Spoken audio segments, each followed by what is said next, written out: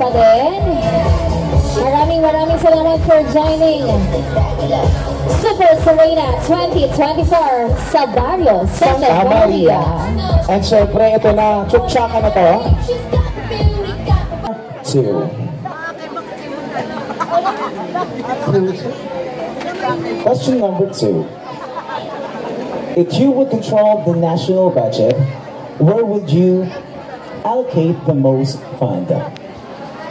Wow, that was very a relevant question to our society today, because we are living here on earth not just for ourselves but also for the humanity, or what we call the concept of utilitarianism. Now the question is, if I would control the national budget, where would I allocate the most fund? I believe in what Nelson Mandela once said, that education is the most powerful weapon that you can use to change the world. And as what the Sustainable Development Goals number 4 said about quality education, I believe the most fund in our national budget should be in the Department of Education, where our children will have a better future through education. But I want to emphasize that particular fund should not be limited in the schools, because there are people in the most of our cities, in the most of our society, that they want to have an education, yet they are deprived of opportunities. Gusto nilang mag-aral, pero di sila nabibigyan ng pagkakataong mag-aral because they do not have the resources. They do not have the resources, they do not have the schools, they do not have the school supplies, they do not have the facilities. So that's why I want to give the most fund to the slums, to the people, to the children who are in the most of our society. Yung mga nasa kabundukan, kung saan mabibigyan sila ng pagkakataong mag-aral, mabibigyan sila ng pagkakataong ibigay ang kanilang pagkakataon upang patunayan na sila ay may ambag dito sa lipunan. As I believe that education will always bridge the gap between the rich and the poor. That is our very solution in order for us to fight poverty, to fight malnutrition. If we have a people, if we have a youth that is educated enough for a better future. This has been my simple yet profound answer to the given question. And if it is against to everyone, then so be it. But I will never ever bet my understanding of what is true, right, and acceptable. Thank you. Once again, candidate number 6, Ms. Andrea Brillantes. Here's your question.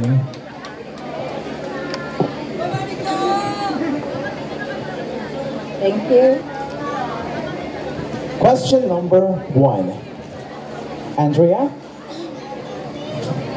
Here's your question, number 1. If you are one of the judges, what question would you ask and why? Judges, oh my God. Okay, if I were to be a judge in this particular pageant, what particular question should I give to a contestant? You know what, ladies and gentlemen, in my 24 years of life existing, I have proven and gained something within myself. And in this particular portion, if I were to be the judge, one thing that I would ask a candidate, are you eligible of the crown? Why? Because all of the candidates are competing not just only for the prize, but we are competing because of the crown. And that crown is not only about jewels, it's not only about rhinestones and crystals, but that crown serves as a purpose for us candidates. A purpose for us to make our existence productive and efficient than anybody else. We are standing here in front of you we are capable of bragging the crown, each and every candidate. But then again, let us always remember that once we put our foot in this particular platform, we serve as an inspiration, as a role model, and a responsible humankind that who is beneficial for every people who was watching us right now. I believe, ladies and gentlemen, that it is high time for us to think that in every situations like this, we should always serve as a purpose. Always remember that the crown should not only wear on your head, but always put it in your heart and share it to every people who is watching you right now. Because at the end of the day, you do not become worthy for who you are nor for what you have, but you will always become worthy for others had become because of you. Therefore, if that candidate is eligible for the crown, I salute her and congratulations. Thank you so much. Thank you so much, candidate number 6, Miss Andrea Brillantes. Alam mo yung parang 5, Kim Chu. Hi! Alright. Here's your question. Pick one. Sige po, alin.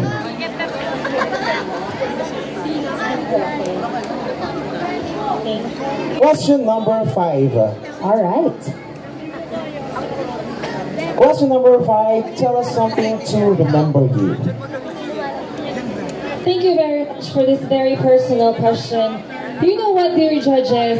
A lot of people by different walks of life come into our lives. However, sometimes some people will always make their mark. If I would tell you something of myself that you would remember me by as Miss Yengla Victoria or Miss Kim Chu, it would just be one word, and that would be I am multifaceted. What do you mean by multifaceted? It simply means that I am someone that is not just a transgender or a human being. Instead, I am multi-talented. Instead, I am intelligent. Instead, I am a professional. Instead, I am more than just a trans woman. Because standing before you, I am a trans mother. I am a transgender teacher. And more importantly, I am a real advocate of economical and employment change. What is that, ladies and gentlemen? I was denied of teaching in school laboratories. Ayaw po akong pagturuin sa mga eskwelahan.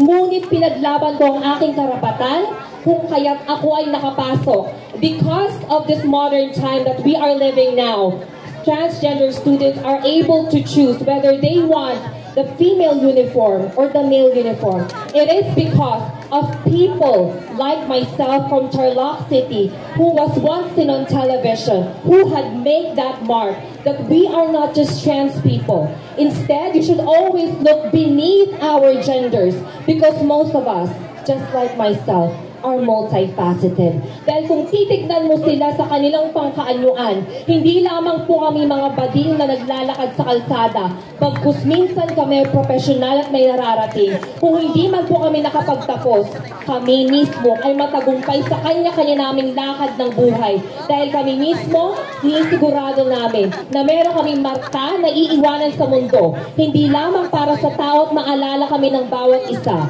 kundi para pag alis namin dito, may ngiti kami sa aming mga labi. For as they say, ladies and gentlemen, when you were born and everyone was crying, then definitely do good things so that people will remember you. So that when you die, you will be the one who is smiling and everyone around you will be the one who is crying because of your legacy that you are remembered by. Thank you so much and good morning.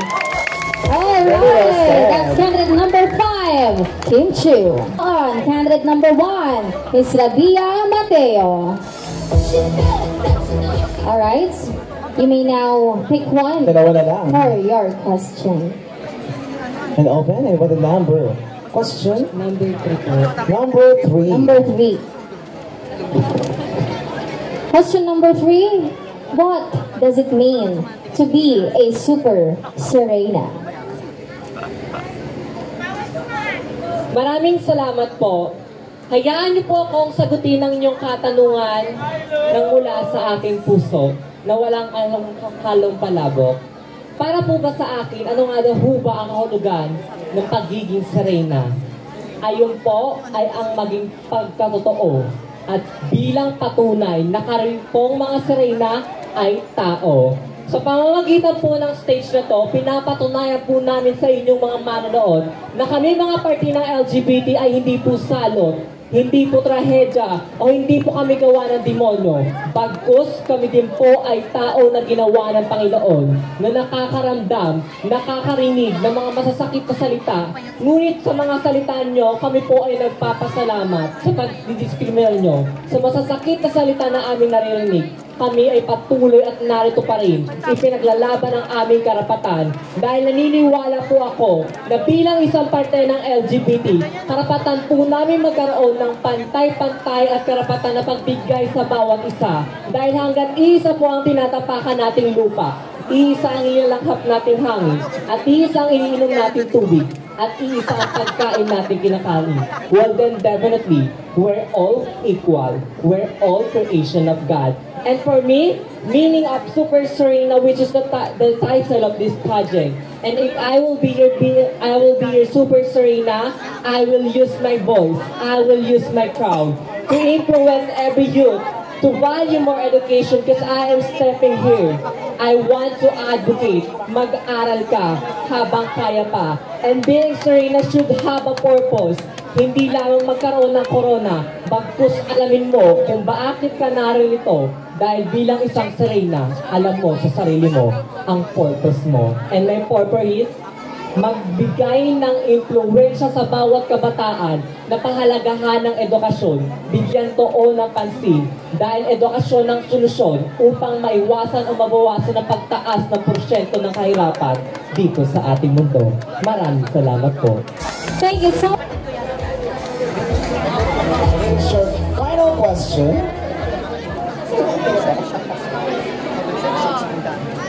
Number 4. Question number 4. Have you ever bullied anyone? Oh my God. Alright, ladies and gentlemen, the question that was given to me is, have I ever bullied anyone? Ladies and gentlemen, I do believe na ang bawat isa sa atin ay meron kanya-kanyang katangian, pag-uugali at karakterismo. Hindi maiiwasan na kung paminsan-minsan ay nagkakaroon tayo ng ibang opinion mula sa ibang tao. Ang pagbibigay natin ng opinion mula sa ibang tao. Ngunit naniniwala ako na ang pagbibigay ng opinion mula sa ibang tao ay iba sa pambubuli. Am I really bullied anyone? Definitely no. Because I know exactly how it feels to be a victim of bullying. Ladies and gentlemen, hanggang ngayon po sa mga oras na ito na nakatayo ako sa inyong harapan, kahit kailan, hindi ko po pinaranas sa iba ang naranasan kong pangungutya, panlalait, pang-aalipusta ng lipunan. Dahil hanggang ngayon dito sa inyong harapan, meron ditong nanonood na hindi sumasang-ayon kung bakit ako sumasali sa ganitong klase ng patimpalak. Dahil naniniwala sila na ang ganitong klase ng patimpalak ay para lang sa magaganda. Magagandang idinikta ng lipunan.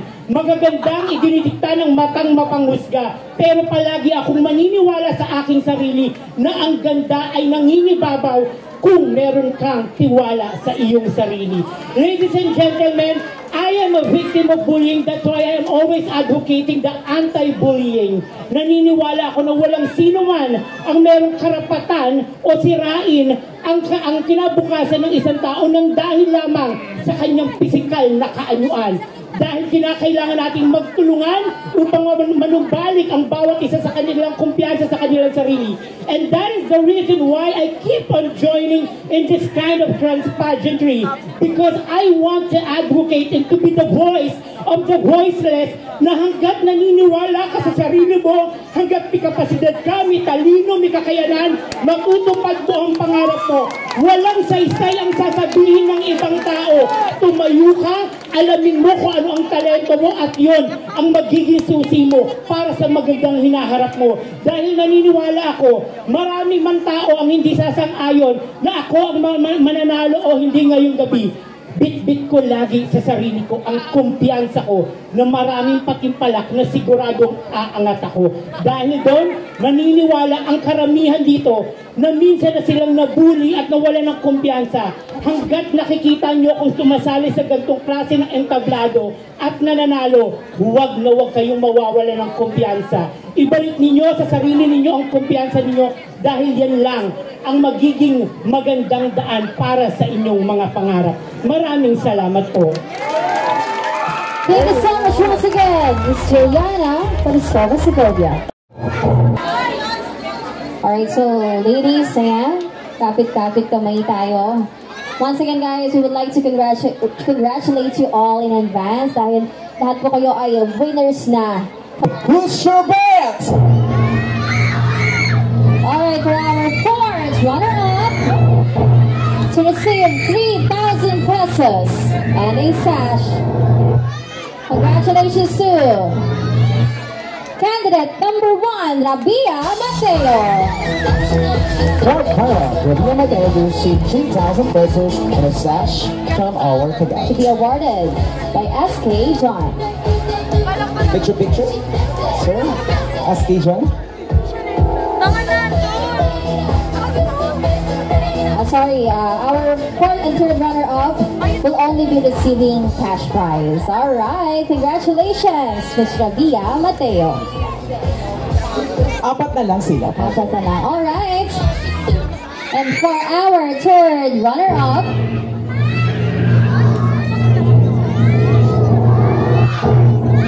to receive 5,000 pesos.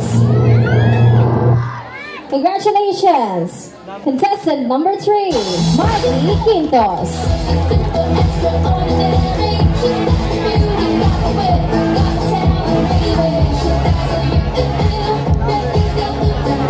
Congratulations. Kamusta mo na kay Paul Salas, ha? Kayo mo kami kay Paul. Alright. And now, for our second runner-up. Sino? Sino? Congratulations to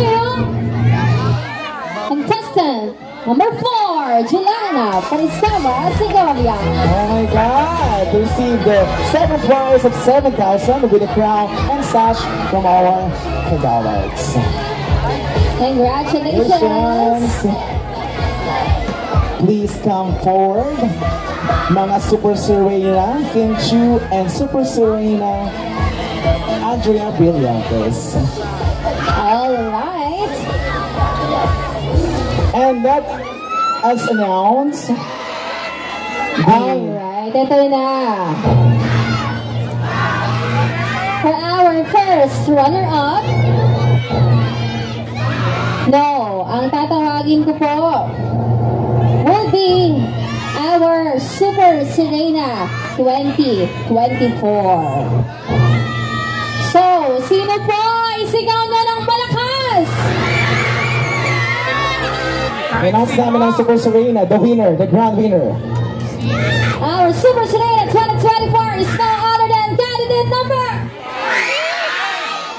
Thank you so much to Barrio Santa Maria for having us tonight. Thank you. Palakpakan niyo naman kami. Salamat po, and we hope to see you again Oo. some other events. Ah. Alright, at dahil dyan, ang ating Super Serena 2024 is no other than contestant number 5, Kim Chu!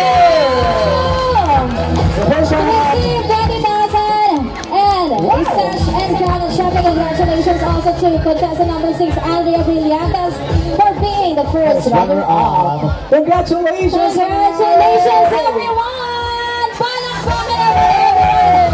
Maraming salamat for staying up this late until morning. Grabe, sobrang sarap ng welcome ng Barangay Santa Maria, ng Barrio Santa Maria.